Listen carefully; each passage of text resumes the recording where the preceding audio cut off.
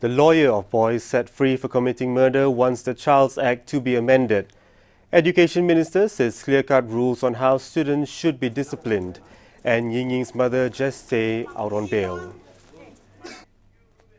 Hello, I'm Ruben Koo. On Wednesday, the teen convicted of murdering his tuition teacher's 11-year-old daughter, Liu Mei Fong, 5 years ago, walked away free. The Bar Council described the Court of Appeal's freeing of the 17-year-old boy as a failure of the criminal justice system. Star reporter Shahnaz Habib interviewed the boy whose identity has to be withheld because he's a minor. How do you feel about your release?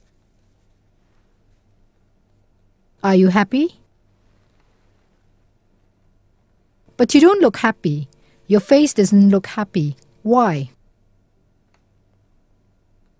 What's the first thing you want to do now that you're free? What was it like in Kajang prison? What is the most important thing that you learned while in prison? Were you mistreated in prison? Then what do you mean when you say anything awful can happen? Are you comfortable walking out on the streets now? Following the debate, Women, Family and Community Development Minister Datuk Sri Shahrizad Abdul Jalil on Thursday said the Child's Act 2001 will be amended in the next Parliament sitting at the end of August. She added, however, that the ministry would wait for the outcome of the case should it be referred to the federal court. Let's take a look at an earlier interview with lawyer Kapal Singh, who voiced his concerns about the lacuna in the current law. That is the result of what transpired this morning in court. That is why I say something ought to be done very swiftly.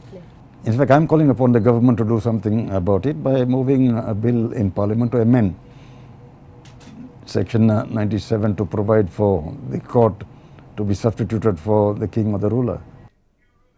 In Sarawak, authorities investigated a claim that 200 girl boarders were forced into a fish pond as punishment because one of them left a sanitary towel in a toilet bowl.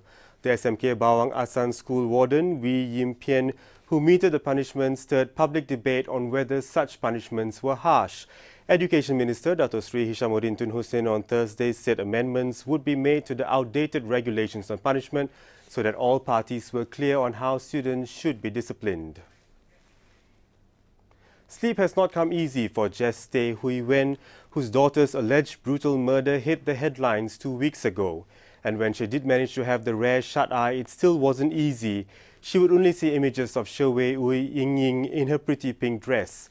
Jess, who was out on bail, spoke to The Star in an exclusive interview about her frustrations over the negative publicity and of her child. Yesterday, like,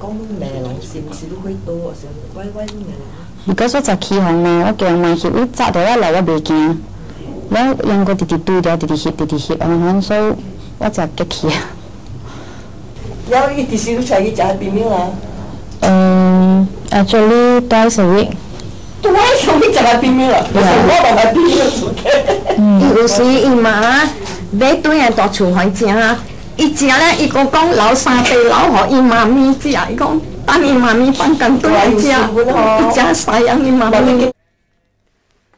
Latest on the Altantuya trial, certain parts of the testimony of 2 police officers which were unfavourable to Corporal Sirul Azhar Umar were deleted from the Altantuya Sharibu murder trial record. Justice Muhammad Zaki Mat Yassin expunged a portion of the evidence given by the prosecution's 22nd witness, Chief Inspector Kamaruzaman Othman, relating to the revelation made by Corporal Sirul Azhar on November 6 last year. The prosecution in the Mongolian Altantuya Sharibu's murder trial suffered another blow when it failed to get the High Court to admit Sirul Azhar Umar's information to the police disclosing the location where the woman was murdered. Justice Datuk Muhammad Zaki Muhammad Yassin ordered that the information produced by the prosecution through its 22nd witness, Chief Inspector Kamaruzaman Othman, be expunged from the record.